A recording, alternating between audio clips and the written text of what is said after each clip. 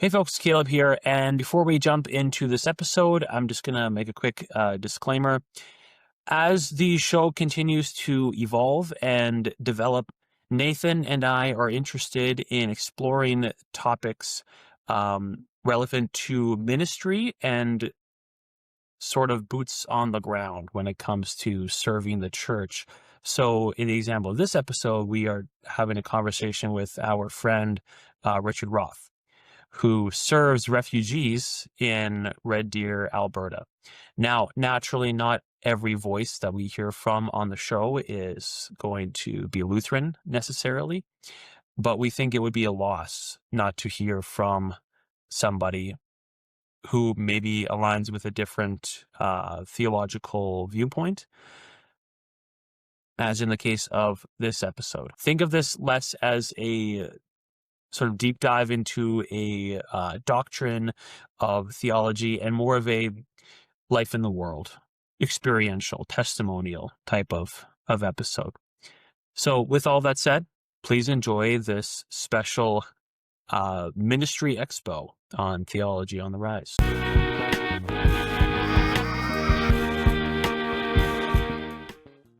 Hello, everybody, and welcome back to another episode of Theology on the Rise. I am one of your co-hosts, Caleb Trubanek. I am here being joined on the World Wide Web by my other co-host, Nathan Carlson. And we have a very special guest, someone that I have known for years and who is joining us tonight to discuss hospitality and community and what that looks like with in international, cross-cultural context, I guess you could say. So this is Mr. Richard Roth. Richard, why don't you introduce yourself and give us a quick description of who you are and what it is that you've been doing in Red Okay, Deer. I'm Richard, and I live in Red Deer, Alberta. What do I do? My sister and I own a travel agency right downtown of the city, and we've had that for, I don't know, 20 or more years. But that's kind of like our, I don't know, our storefront for a whole bunch of other things that happen. And what happens a lot is just international people come in, hang out, sometimes buy travel, but not really, but mostly just visit. So yeah, I've had an international education myself in Africa, and I think that set the stage when I was in grade 12 for an appreciation for cross-cultural experiences. And so that carries on here in Red Deer, which is becoming, as Canada is, more and more diverse all the time. And it's just such a pleasure and just such a privilege to have been called by the Lord just to serve everybody from whatever cultural group they're in. That's what we do here. Absolutely. So, Richard, how did you get started with that stuff that you've been doing, the ministries? How long have you been Well, doing in it Red for? Deer, it started probably just around 20 years ago, probably. And the way it started was Red Deer was very like in my elementary school class. We had like one Chinese guy, and my sister had one Pakistani girl in her class, and that was it. And everyone else was of European descent. And so Red Deer's changed a lot in that time. And what happened probably around 20 years ago now, I was out for lunch, and I got back for lunch, and my staff was shaking when I got back. And they said, Richard, two gigantic African men came to see you while you were gone. And we told them that you will be here at 2:00. And so don't you leave again, because they're coming back. and so sure enough, 2:00 comes, and these two guys, they were gigantic, tall African guys. They were from the Sudan, and they were very tall. And they wanted to meet me. And they said, the mayor sent us to see you. He said, you're going to help us. And I thought, that's very strange. And I didn't have any idea how I was going to help these two guys, but I said, how? And they said, we don't know also. But they trusted the mayor. So I had we had this big wall map on our wall in our office. So I said, could you just show me, where are you from? So they found the Sudan, and they pointed out southern Sudan, where they were from. And they said that they were refugees up They had to run into Egypt to get away from forcefully becoming child soldiers by the Northern Sudanese. So I said, oh, okay. And then I said, I did my master's and my PhD work in Kenya. So that's where I'm familiar with that. My high school down in Swaziland, even further south. And then one of them said, that's it. I said, what's it? They said, that's how you're going to help us because you're one of us. And I thought, okay, good enough. That was that. And so I became friends with these two guys. I called the mayor's office after they left. I said, why on earth did you send them to me? And the mayor said, Richard, you're the only guy I know that's ever been to Africa. So I got the call back. There you But go. from that, these two guys had a problem with their community because the Sudanese, they're termed the lost boys of Sudan, and these were these guys that were abducted from their homes out of school. Often the army, the Northern Army would come and just abduct all the kids, take them away, and they take them up to the north, teach them how to become child soldiers, and brainwash them, and out of brainwashing and out of fear, send them back to essentially massacre their own communities often. So these guys had escaped, as many had, to Egypt and other countries. Canadian government sponsored some of them to come here. And so, but they came here as young guys who had no role models and no fathers and no one to guide them. And that was the problem. And we still are seeing this happen today.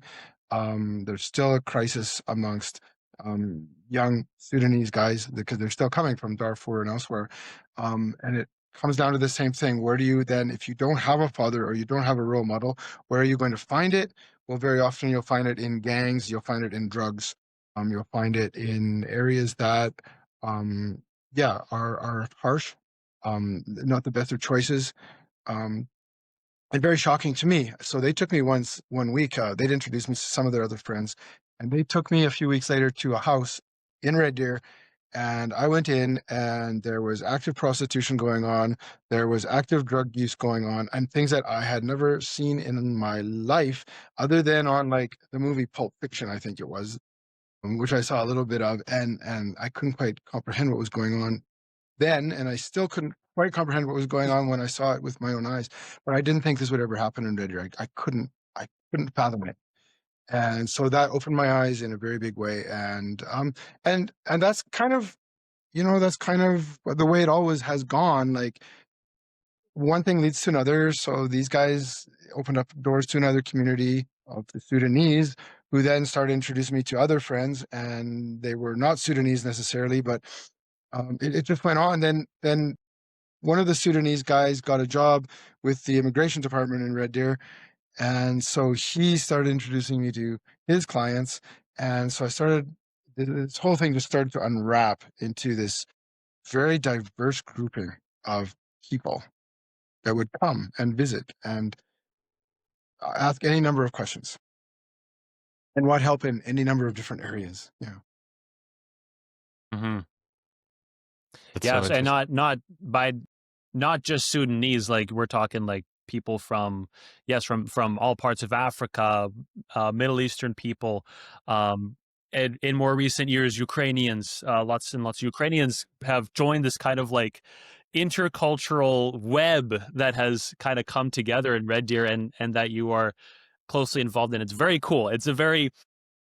So for our listeners, for context, interned with Richard and with our friend Pastor Harold Rust at the River Church. I did that after my 2 years of in-class experience at CLBI. And then I decided I wanted to do an internship. And my experience with Red Deer, how it all came about was because CLBI has a short-term missions program for the second-year students, for them to go and go on a short-term missions trip. It's like a month long or whatever. My CLBI years were during COVID. So my second year, we're getting amped up, ready to go somewhere remote and exotic. And, new COVID strain just hit the shelves, basically. You're not going, all planes are grounded, you're not going anywhere. So very disappointing at the time. We're going to Red Deer. But there was this other trip that was planned for some students to go to Red Deer, because we heard like what's in Red Deer. We're going to Red Deer. Turns out a lot.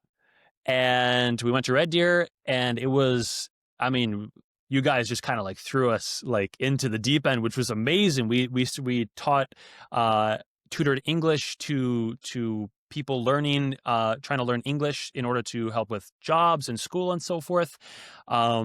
We helped out at a couple main events, which are kind of, I don't know if I should say like the bread and butter of maybe what you do, or at least like, kind of the hubs, the central hubs of people, like meeting people and getting connected with people, helping people get connected with each other.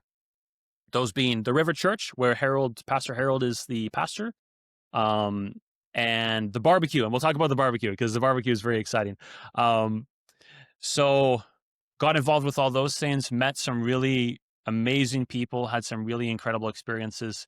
Did that for 8 months with a couple of my friends, other students. Got to meet Richard, do all this, and kind of join you and your family, and the Rusts on just the crazy, dynamic, beautiful, wonderful stuff that you guys do there.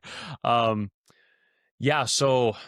And I guess the cool thing is that, like, ever since then, CLBI has sent smaller teams of people to the river and to Red Deer kind of over and over and over again, through various means. So, but I think I don't know if they did come this year, but usually they've been, they did come this year.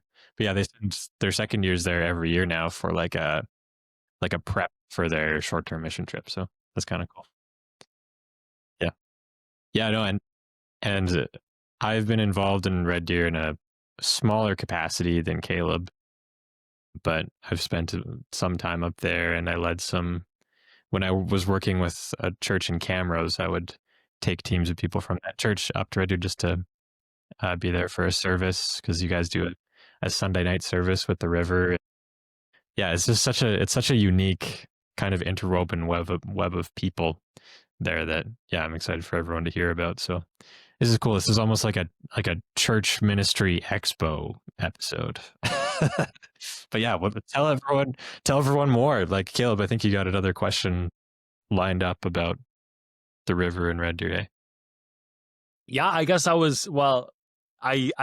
it's hard to explain, what the river is and the barbecue. Well, you can explain what it is, but it's hard to really,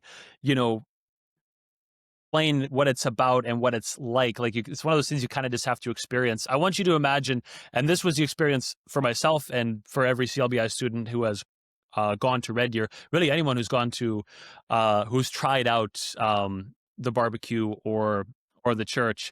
You walk into this house, and it's Richard's house, and there's this mural on the wall of like people from all over the world, and like landmarks from all over the world and stuff like this. And it's a Wednesday evening, and the house is packed with probably 50 people, maybe more now, but I want to say it hovered around that mark when I was going there consistently. And these are people from Africa. These are people from the Middle East. These are people from the Ukraine. These are people from Canada as well, believe it or not. People from all over. And it's loud with conversation of people talking to each other in their own native tongue, and also in English. Like, they didn't just ignore us; they talked to us as well. But it's just such an incredible thing to walk into and to just be surrounded by all at once. It reminds me of in Revelation, you get all those pictures of the people from every tribe, nation, and tongue, under, in the same roof, under the same roof, worshiping together and talking and having fellowship. And it's just such a beautiful, I was so immediately struck by that image of the global church, meeting together, people from every tribe, nation, and tongue under one roof. And I remember just being immediately hooked, and I was just like, this is amazing. This is great. Very exciting. Just wonderful to be in that room with all those different kinds of people. But so the barbecue, Just to give a little more description, it's a Wednesday night event that is hosted at Richard's house. And people are welcome to come. In fact, we would send out buses and vehicles to pick up people who had just arrived to the country and were still living in a hotel because it's where the government put them, because that's the place for putting new people, I guess. And we would go to their hotel rooms and, without having any prior connection, knock on the door. There's this thing happening tonight. You should come and bring your family, kind of thing. Just very fun, very exciting, And people came and people got connected, and that's kind of what I want to get into next. Like, that connection when you're brand new and you have no idea what's going on, and it's February and it's freezing cold outside, and you're from Africa, and to have someone come to your door and say, "Hey, there's this thing happening right now, and there are people from your country that you can talk to and you can meet." I mean, that is a service and a thing that is invaluable. Richard, can you speak to that at all? Like the barbecue and the river, having these places for people to just come and to meet one another that isn't government. What can you say to that? Yeah, I think that's a good point. The last point you make, that it's not government. It means that, like, we can do this anytime we want to. It's not a 9 to 5 or a 9 to 4, and it's not Monday to Friday. It means that we can be available anytime to serve, essentially. And that's how I think anyone that's involved, that's how we all see it. And it's also something that I know the Lord is in it, because people don't burn out. People don't get tired. It's something that is not expected. You don't need to sign up. You don't need to commit to be there every week. But when you feel like coming, you come. And when you feel like doing whatever, if you want to go and take the kids to the park, go and take the kids to the park. If you want to clean up, clean up. If you want to talk, talk. If you want to just sit on a chair, sit on a chair. Whatever. But everyone is welcome, and everyone finds a place. And as for the newcomers, I think you're right. Like some of the earlier stories are quite funny. Like one person told me, after people learn English enough, then they can tell you what was going on in their heads. But one guy, he got to Red Deer and he said, it was, like you say, February. This is the worst time to come to Canada, because if you're coming from a warm country, because your whole culture is about being outside and being with people, then you come here and nobody's outside and there are no people. So the question is, where are the people? So I had one guy, he got on a city bus one day and he went all the way around Red Deer looking for people. And then and just looking at the city, and then he'd switch buses at the terminal, going on the next route, and he did the whole city. And he said, I still didn't find any number of people. And I was hungry, but I didn't even find any markets, because they were looking for an outdoor vegetable market. And they didn't know that superstore meant food, or Fresco meant food. So they were driving by all the stores, but you don't know. If you don't know brands, you don't know, because there's no big, gigantic, like, corn cob on top of a sign or something like to tell you this is where you're going to find, or a cow or something like that. So yeah, absolutely. People, like, we don't realize that if we're brought up in it, we're conditioned to understand, okay, that's how I function here. But if you just came, boom, you don't know how to function. And so then, so these are some of the things. Other people come and they're, like, definitely scared. Like, years later, one lady told us, "Oh, Richard, the first time someone came to take us to your house for a barbecue, we thought you were all going to kill us." And that's why I told my kids, don't eat any of the food, because it's probably poison, right? And then it was like, because in their country, there was so much animosity between different tribes that, this might happen. But they came because they thought, well, I guess we better go, because maybe they'll kill us in our house instead of kill us, later. But so they came, and then they saw that everyone was eating the food, but they still didn't have the food. But then the next week, they talked about it at home and decided, okay, we can eat the food, because they didn't die.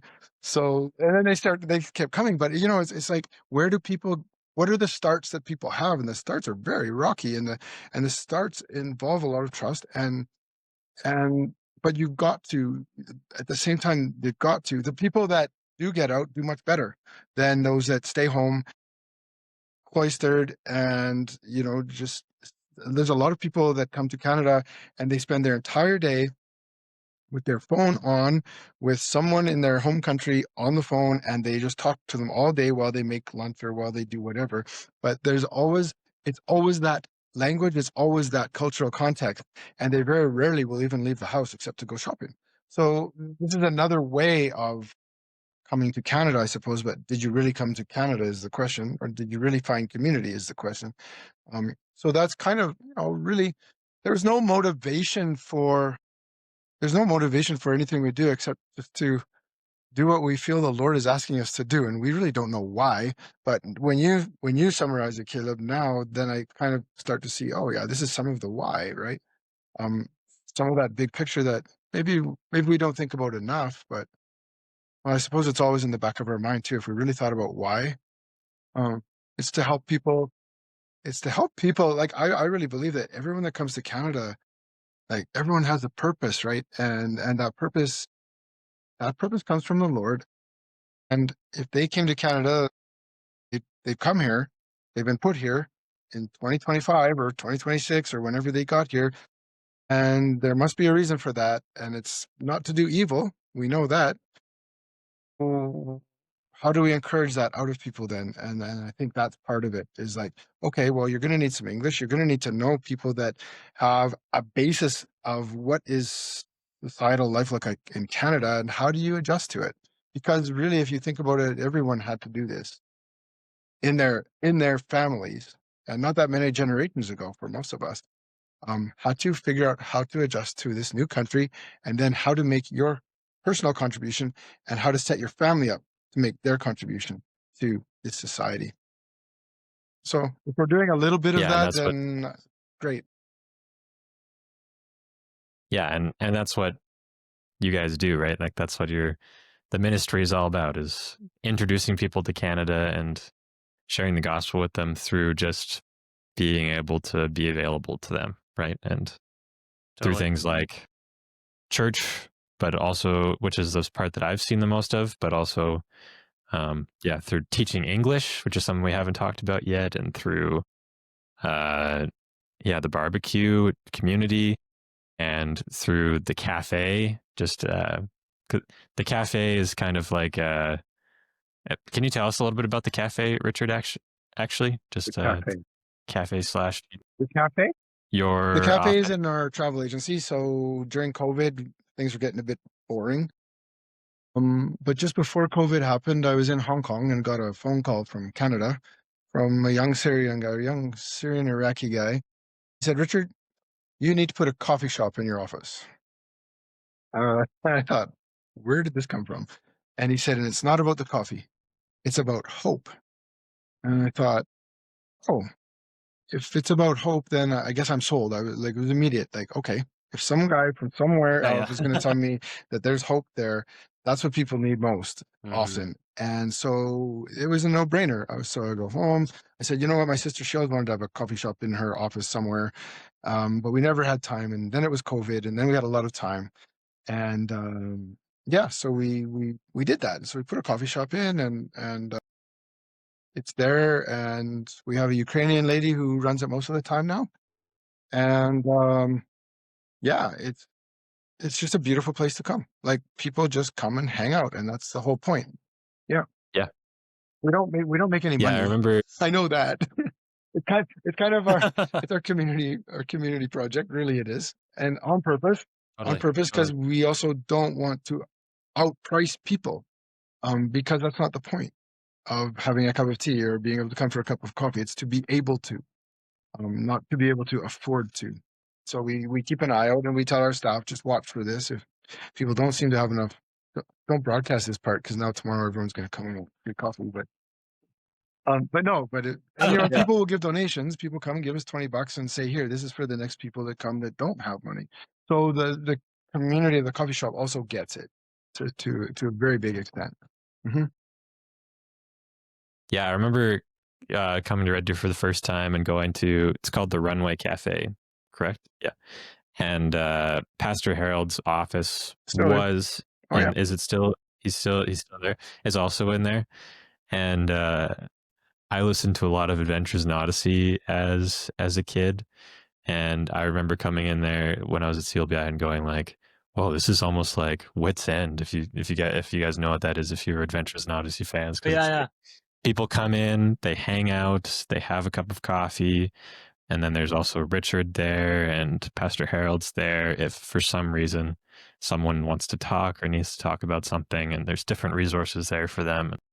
Yeah, it's a really cool ministry, and I think it's really needed because, like in Canada, the world is coming to us, right? Like to do international cross-cultural missions, we don't have to go very far. Often it's like just to the person across the street, right? Or even maybe to a specific community in your city. And yeah, I think it's a really needed ministry, especially in a place like Red Deer, like Canada. So no, it's really cool.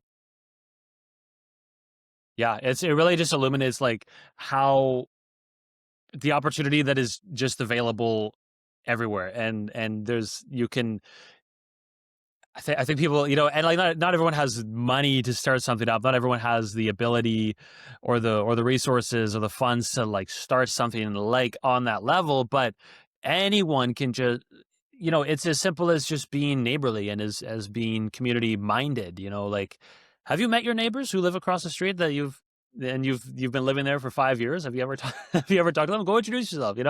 It's really exciting. It's a very I find the cafe and barbecue and the river church and all these other things, the English teaching, to be very inspiring. It's like you can just start something. You can just start something. It's within your power to do so. You're limited only by your imagination and in those kind of contexts. Like, I don't know. That's one of the things, and this was not like a structured or organized thing, but one of the little ways that I was able to do that, and it kind of fell in my lap. It wasn't intentionally done, but when I was in Red Deer, I started helping people practice for their driving tests. And it was as simple as I helped one guy, and then he told his friend that I had helped him, and then it just went from there. And I had a few students who I would teach, and it kind of became my thing as well in the English tutoring in the morning times. I had a few consistent students, and I just taught them to prepare for their driving test.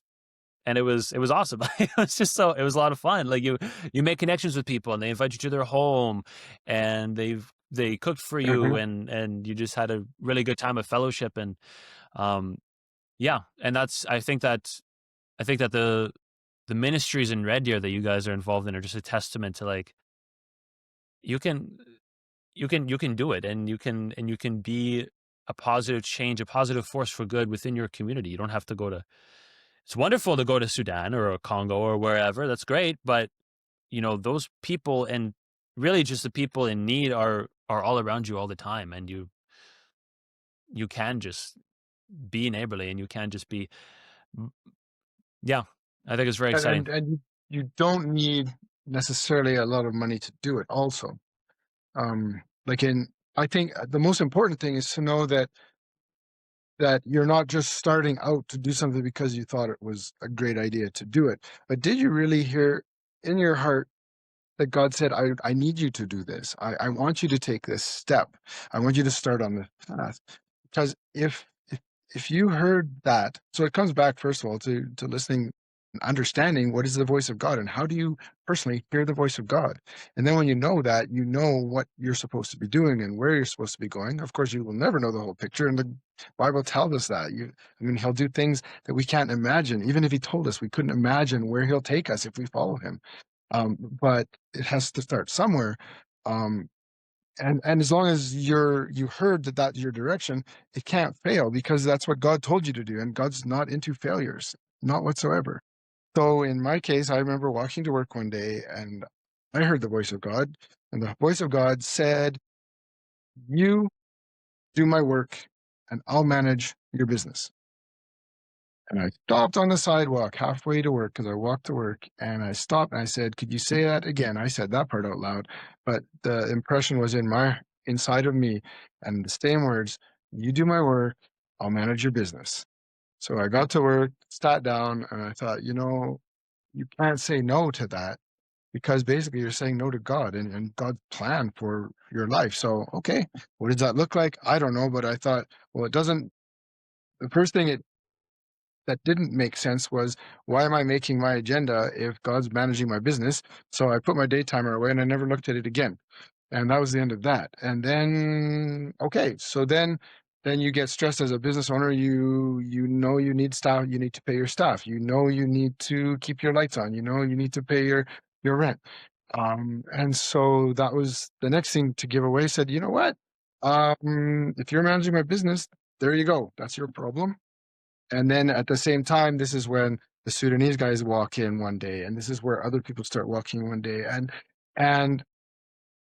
And then, okay, to do God's work is on God's timing, and it's not on mine. So it used to be like one person would come in at a time, and then they'd leave. And then there'd be a gap, I could do some work. And then there'd be someone else come in, and there'd be a gap, I could do some work.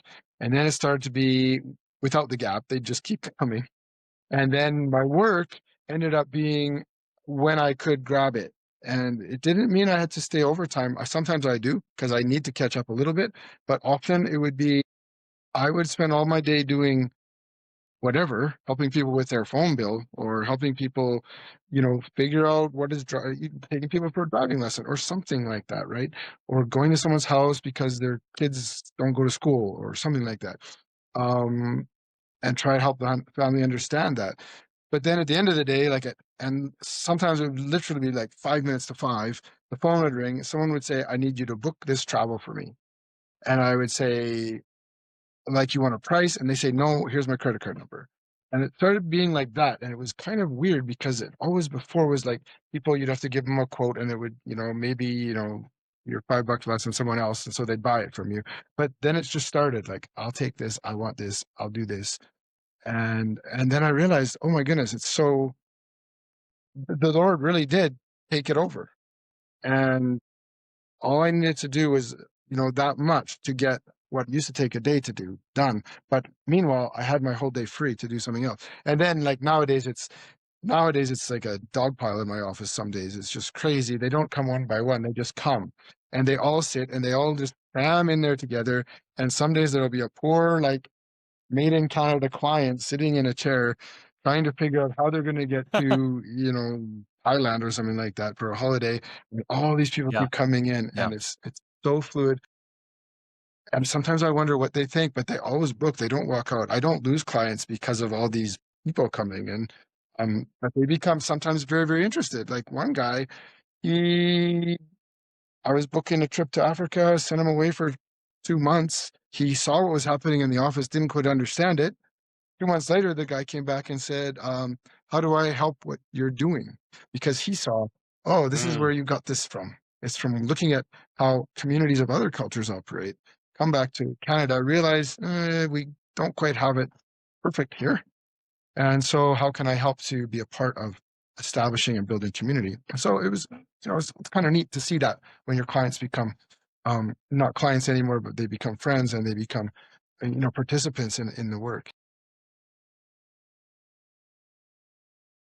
Absolutely. Yeah. Yeah. It is true. It's true. Like you would go, myself and my fellow interns would go into the cafe in the morning times to help with English. And it's not even, the cafe's just opened up, and Richard's over in his office, and he's doing his CanWest stuff. And then there's like 10 guys in the office with him, and they're all talking, and they're asking questions, and things, basic things. Yeah. Like very, very basic things like, Richard, how do I do this? How do I do that? That, how do I do this very, basic thing? But for them, it's not basic. For them, it's not straightforward. It's like, how does this work in Canada? Like, I don't get it. Can you explain it to me, kind of thing? And I think that's like going back to the whole, it's not government thing. Like there's government programs in place, classroom teaching, where people go in, and they can get classroom instruction on English. And that's wonderful. That's great. That's a great government program for those people, and absolutely necessary. But what happens in those classrooms is the same thing that happens in every classroom, where someone is falling behind.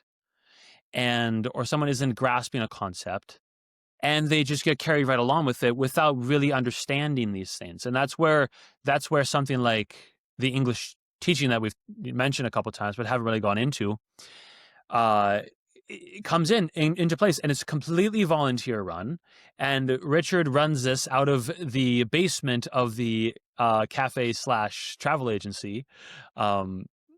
It's just people leave their English classroom instruction for the day, and they walk 2 blocks and they go into the basement to get more English instruction, but one-on-one, right? It's more of a tutoring type of thing. And that is where someone who's falling behind is able to just go into there and to get one-on-one instruction and actually learn and develop their skills and their knowledge. So it's, and again, volunteer run, where it's like, you have a few people who, Joyce, the Pastor Harold's wife, has been helping with that for years, and your mother Marlene has been helping with that as well, and they're committed to it, and they're going in there every morning to do this thing. And again, just going back to the idea of, there's the government is great and the programs are great, but stuff falls through the gaps, and not everything can be covered for every individual. And that's where something like this comes in, where it's intentional, more intentional help. But even, again, just the idea of connecting people, which that's something that the barbecue and English as well, English teaching is so good for. Like getting people who speak the same language. Again, someone comes over for the first time and they're like, I don't know what's going on. I don't know who these people, everything is different. I don't understand everything, but you can come to the barbecue now and you can have a conversation with someone from your country. And even just like that small connection and that familiarity, I think is so valuable. So yeah, it's a very one-of-a-kind thing that's happening there in Red It is Deer. actually, yeah. And it's and it's interesting because people find out about it, people come check it out, or people just find out about it by coming to the office or to the coffee shop. And then it's interesting how very often I'll get someone come in and they'll ask me, do I know, or can I help them with? And maybe and that's not my area perhaps, but because of all the clients we have, because of all the people that we've met, it's very easy to say, oh, I don't, but I do know who I can call. And it's very easy. Red Deer is a small enough community to be able to do that. It's 100,000 people, which sounds, it's a small city. It's a big town. But it's small enough that you still can figure out what's the pathway through here, or who am I going to call to get something done or to check into something. It's a good community to test things out because of that. And so yeah, I think that's a part of what happens too. Is it's not just about, like, the English class you talk about. The only thing I ever did to help the English class out was open the door and say, you guys can use the basement. Because I'm not an English teacher. And I guess I teach English. I do when I help people. But yeah, that core group of ladies that help out every day, Monday to Friday, except for the summers. And they've done some summer ones, but they now they take a break. And but they're filling a gap. Absolutely, they are. So much so that what used to be one-on-one is now sort of 10-to-1. Because Yeah. we need, if anyone's praying out there, pray for some more teachers, because it would be great to have one-on-one. It's the best, absolutely the best. But the government programs are so strapped and so full that they can't provide the service to those that need it. And so they come to us, because we'll never say we're full.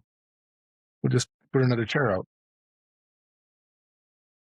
And I guess one thing that we haven't really talked about a ton either, but just to give some context, is like, if I'm not mistaken, a lot of immigrants, when they come to Canada, end up just being sent to Red Deer by the government, which is why we've been talking about government programs so much, is because they're connected with the government programs, but they don't, like we've talked about already, the government can't cover all the gaps, which is where the river and all these the river. I keep saying the river because that's what I'm familiar with, but the whole Red Deer conglomerate of ministries all put together help to fill those gaps a little bit. And yeah, the cafe, the even travel agency, the river, the English teaching, the barbecue, all kind of collaborate together to help people to find community and to give them some feeling of home, I guess, and feel in some way, you know, I think Canadians are really, really bad at hospitality sometimes, compared to other countries. Like I went to Brazil for my CLBI missions trip, and when I was there, we were just like, we would go to a village in the rural area, and just everyone would invite us in to come for coffee, right? And I think that something that I've learned just being involved in these ministries in Red Deer is that like there is a huge need for hospitality in Canada for Canadians, but also for all of the people from other countries that are, desire to have that hospitality again, but don't find it in Canada. And I think the river helps provide some of that as Richard, you welcome people right into your home. Yeah, and I think it's important to acknowledge other churches. It is the church, though. I think it's the job of the church to provide this hospitality and to provide that welcome and to provide places for people to fit in. And I think we've absconded from that and given it over to the government, only to find now that the opportunity is much too great for the government to handle alone. And I really do think this is where churches in Red Deer at least have stepped up. There's active English programs going on in other churches. There's clothing and food banks happening. There are people like our own Wednesday barbecue is made up, as well as the river, is made up of people who also belong to other churches. And so they'll come out on Sunday night, but on Sunday morning, they're in totally different churches around Red Deer. And on Wednesday night, people are coming together and they worship in different churches around Red Deer or Central Alberta even. And I think that's a really beautiful thing, because it's shown us that it's not our project. It's not the project of people. Always ask us, who are you? Like, what's your organization? And the answer is always, there is no organization. Like, if you want to be a part, be a part. And if you don't. But that's as good as it gets. When we go camping out west with everybody, every July, there's always on the form, who is your organization? Like, and the only thing we always put is Wednesday barbecue group, because we have nothing, like zero. Yeah. And it's been like that for years. Like, we go out there and there's the sign, Wednesday barbecue group, site number 4 or whatever it is. Yeah. That's great. Yeah, there isn't like a website that you can go to get involved or to donate. Yeah. It's just like this is just people that have a heart for other people, especially those from other countries. Yeah, that have come and it's together interesting. Like, it's interesting, and again, it goes back to, is God in it? And if God's in it, it can't possibly fail. And so when it comes down to, how do we fund it? Well, people fund it. Like, what are their parts? The ones that are involved, of course, they're involved and they're invested with their time, but a lot of them are invested with finance as well. But we've got people out in Ontario who send us money twice a year to buy pizza for the barbecue. And so they've sent like $500, and that's like enough to buy 5 weeks of pizza. And so we'll do it. And people, there's often it's senior citizens who maybe they can't get out as much, but they know what's happening, and they'll call and they'll say, they'll call my mom up, can you come for coffee? And they go for coffee, and of course during coffee, here's an envelope for you, and in there's like, okay, just use it. And it always goes with, use it to help somebody, because you'll know who to help and who needs the help. And it's like that. And so do we need to ask for funding? We only need to acknowledge that this is the Lord's, and I know the Lord will fund it. However the Lord needs, whatever is necessary. Even like donations. Someone will call me in the morning, I have a couch to give away, and 2 hours later someone will come in my office, do you know anyone who has a couch? I need a couch. And it will be like that. So it's sometimes it's provided before, but I can say, if someone comes asking for something, I can tell them in faith that in a very short matter of time. Like within days, I will have that for you. I don't know where it's coming from, but it will come. I know it will come.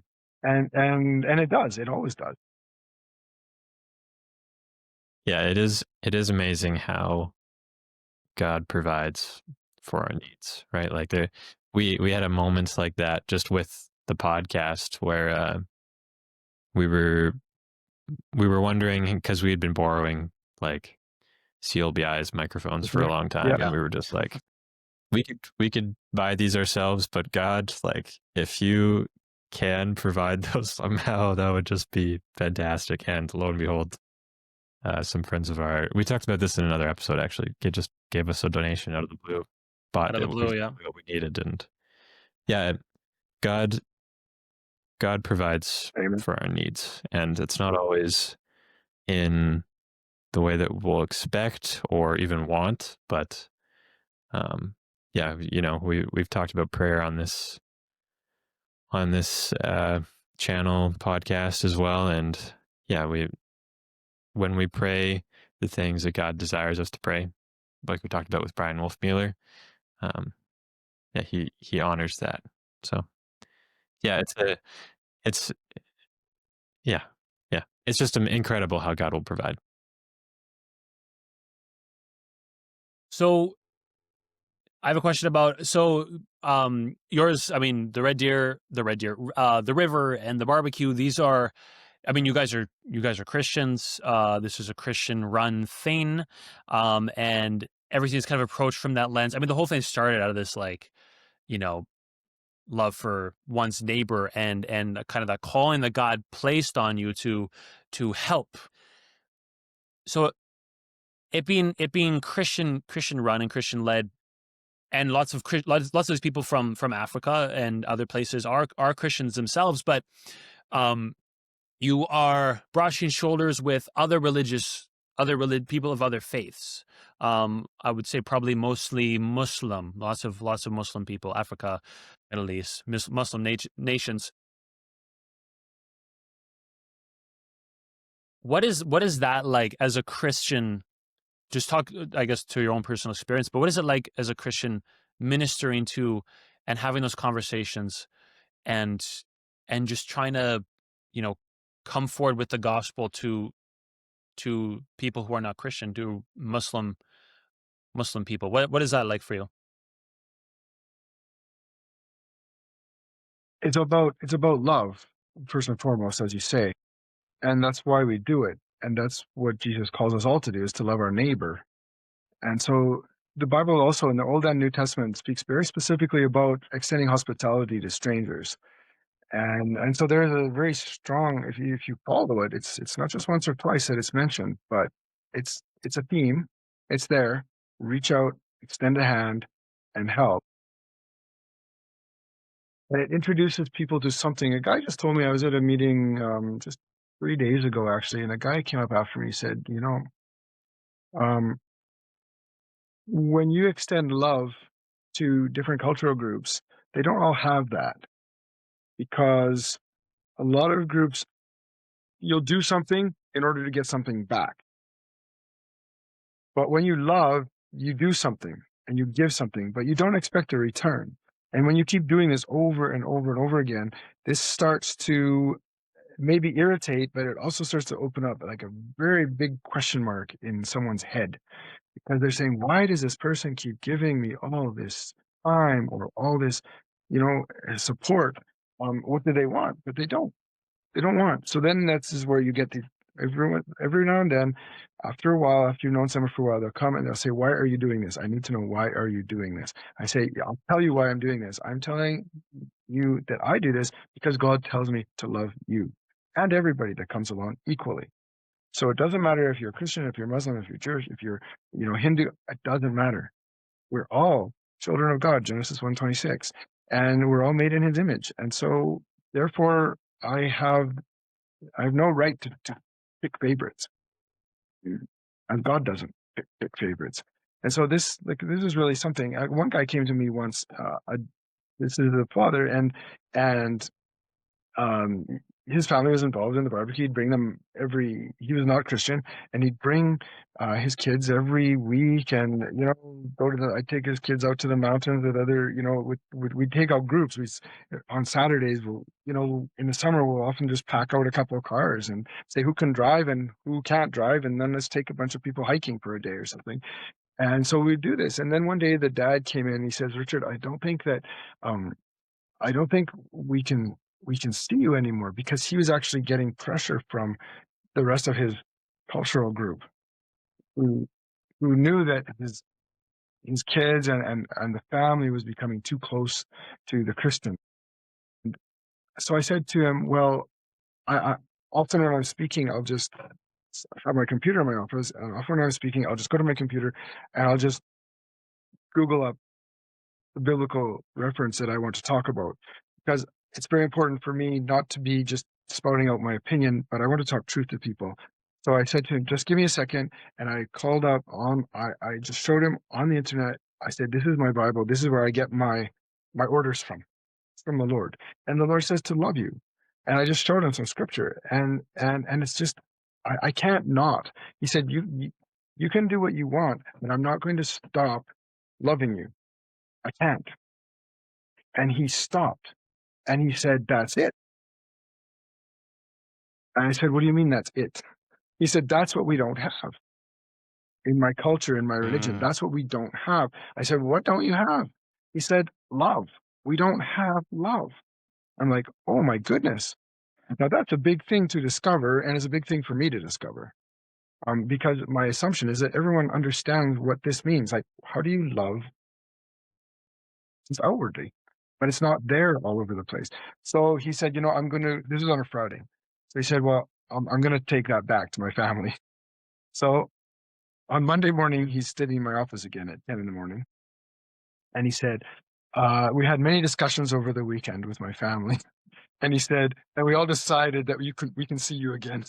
And so I mean, it's lovely. They That's came to awesome. this realization that no, that there was something missing in what they were being taught and what they had been brought up in, and they didn't want to miss that. And so so still we're all friends today. Yeah. I think it's so beautiful, and I think it's like what you say about there's no transaction happening here. Like I love because I have been loved. I accept you because I have been accepted. I extend out. I reach out to you because he first reached out to me, and that's the unique sort of, flavor. Flavor is a very very easy term for it, but that's the uniqueness of Christianity, where we do these things because they were done to us first, and we don't reach out to God. God has reached down to us, and he has met us where we are at in his Son. He stepped down to mingle with us in our mess, to join us in our mess, to become our mess, and now he calls us out of it. But we cannot call ourselves out of it. We cannot draw ourselves out of it. We can't pull ourselves out of our mess. We depend upon God, and when as Christians we comprehend it to the best of our ability.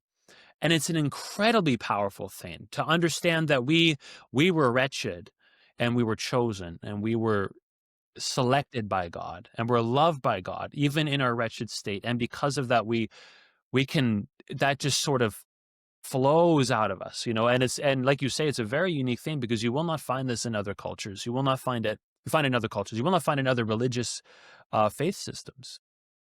In every other faith system, and if for me it was, I brush shoulders with this sentiment all the time, because I learned that I really had a heart for I would say Muslim people specifically, and I had a lot of conversations with friends that I made in Red Deer, and I can't say they're all fruitful, and I can't say that any conversions happened as a result, but that was the message that I really wanted them to hear, and I really wanted them to understand, like, it's not transactional, and it's not. And for the love of goodness, would you just see that you cannot please God? Like, you can't. Our righteous deeds are as filthy rags, and no amount of washing will will wash away your sin, but you are accepted in that state, in that state. I just tried to really beat them over the head with everything. I really wanted them to hear that so badly, Um, but it can be, yeah, and it can be just such a barrier for people who never heard that before. But that's the beautiful thing about, what you guys are doing with these people is you're showing, and in the example of your story, you're showing this love over and over and over and over and over again. And for some people, the gears start to turn, and the light bulb moment happens, as it did with the man in your story. Oh, I'm loved, and it's for love's sake, not because I can give you something back, but just for love's sake. That this love is being shown to me, and I think that's really beautiful thing. I mean, these people are not coming over with, a clean slate. Like they come from war, and they come from poverty, and just some really bad situations, and they come with a lot of trauma, a lot of them. Um it's yeah, like and I always found, like, oh my goodness, how am I supposed, like, someone would tell me something. I don't have a father, for example. My father is dead. What do I do? And I'm sitting there, and I'm like, I can't. What I'm am I going to not say about cut this? out for this. How do I counsel somebody who just in that situation? Like, and I can't be that for you. Like, if I could be that father that you need, I would, but I can't. I'm not your dad.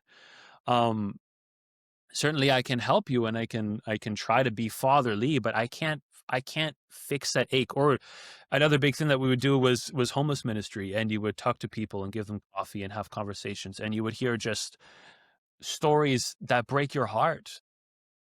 And I would, come to the end of I would have no more coffee to give, and I would be walking back crying, because what do I do Mhm. with this now? Um, and I haven't fixed anything, and they're still in the situation that they're in. So there's a lot of, people are coming over with horror stories, and as for all the excitement that happens and the great things that happen from this ministry, a lot of those people are there because they're running from something uh, that me, living my privileged life, I can never understand. I can never really empathize with what you're going through. So I found that was a struggle throughout my internship. Was like, I can't be your dad, and I can't fix the pain that you've been in, and all these things. And um even just like making those really strong connections with some of the kids, and then leaving, Oh yeah, that rips me. and yeah, right, like, so what do you, I don't know, I'm sure you've experienced this on varying levels, Richard, over the years. What do what do you do with that? What can even those who are listening, who maybe find themselves in a similar situation, where feeling very strongly for someone, or maybe many people, maybe they volunteer or something like that. What do we do with that when we're confronted with just the darkness that people are in, and are trying to come out of, knowing that we can't, I can't, like, snap my fingers and it's better. Yeah. Like, what do we That's do a with? very, and then to your thing about, spending time with people, okay, when you were in Red Deer, and having these conversations and trying to introduce them to the Lord, uh, and then you don't know that there's any results. Um, that's another thing. Where you don't give up, but we also don't give up, right? And the church is one body, and if that body's working well, then someone's going to come in and take that to the next step that's required. So it's not all on us, but really something that's really beautiful is, when these connections, when finally someone does figure it out, when someone actually, because of the unwavering love that was shown to them, and that no one gave up, it leads them to the Lord. It makes them open enough to see it. And like, one guy came to my mom and dad's house a few years ago, and he phoned me up and he said, "Where are you right now?" I said, "I'm at my mom and dad's." He said, "Can I come over?" Sure. So he came over, he lived in Calgary by this time, but he used to live in Red Deer. He's from a Middle Eastern country. And he came in the house. I said, how are you doing? He said, I'm doing great. And you could see he was doing great. And he goes, I'm in love. And I'm like, awesome. I mean, and I'm thinking in my head, show me a picture of this girl. And my mom looks at him and he says, oh, you met Jesus? And he says, yeah. And I'm feeling so stupid. And yet that's the love he found. But you know what happened? He connected with Jesus. He said, do you remember the time you gave me a Bible? Nope, I didn't. Do you remember when I came to your office, you'd always be playing like Christian music, like this really good music? I said, yes, I play music, and music is Christian music. Well, he said, I found a radio station in Calgary that plays that same music. And so I started listening to it, and it was Shine FM. And over time, he said, he basically got washed in the Word. That's what happened to him. And eventually he realized that Jesus was not only his Savior today, but the interesting thing is that he could say that now he can see that Jesus was there every step of the way, when he lost his own dad, when he became a refugee, when he had to come alone to Canada without his family, and he saw it. And you know, these little stories are enough to keep me going, because it just shows, like, okay, if that changed one life, if something, like some crazy thing that happened changed a life, perfect. Like, that's what it's all about. So don't give up. I'd encourage anyone not to give up. And we don't have to be pushy either. Like, the Lord will do it. The Lord wants everybody. He wants none to be lost. Yeah, he's always pursuing and always reaching out to us, right? And to others through us. Yeah. No, thank you, Richard, for sharing with us about the ministry that's going on in Red Deer. We jumped around to a bunch of different stuff and covered a bunch of different things, but that's great, right? I think that's true to the nature of what's going on at the ministry in Red Deer. And it's clear that you have a calling. That God has placed a calling on your heart for this ministry, and you have a passion for it. And for anybody watching that may also feel that passion on their heart for people from other nations, I'd encourage you to see if you can figure out a way to get involved in the river. If you have any questions for Richard, let us know and we can send them off to him. And thanks for coming on. And do you have any other things you'd like to say before we kind of close things out? Just thanks for your time. I didn't really know the topic, so I think it just went where it went. Yeah. And I think that's the beautiful thing about conversations. Yeah. Really, I do. But yeah, I think you know, when I think of what heaven will look like, I think we can help to create that here on earth just by opening our hearts, opening our houses to people from all different walks of life, all different cultural groups. It's like Caleb said earlier, like every tribe, every nation, every tongue. That's what it's like. Like at the river on Sundays, we read scripture in as many different languages as people show up. So usually it's 8 to 10 different languages we're reading scripture, so that everyone can feel that, yeah, God is speaking to them as well. And Jesus isn't about English, and it's not about Western Europe. Jesus is about the world, and that's what heaven will be like. And so I think we have, when we come on Wednesdays or we come to the barbecue, I think we are treated to a little glimpse of heaven every week, and you know, that's just another one of the immediate rewards that I get, just thinking about that. Yeah, well, thanks for joining us and for this Ministry Expo. Thank you, everyone, for watching, and we'll see you in the next one. You bet. Thank you, Richard. Over and out, guys. Hey, guys, thanks for watching this episode of Theology on the Rise. Please leave a like, subscribe to the channel. It's a great way to support us. Leave a comment down below. I just wanted to give a quick shout out to the CALC, the Canadian Association of Lutheran Churches for sponsoring this episode. If you'd like to know more about the CALC, you can go to their website, calc.ca, to find out more about the Association of Lutheran Churches in Canada and to find a church close to you. Thanks, guys. We'll see you in the next one.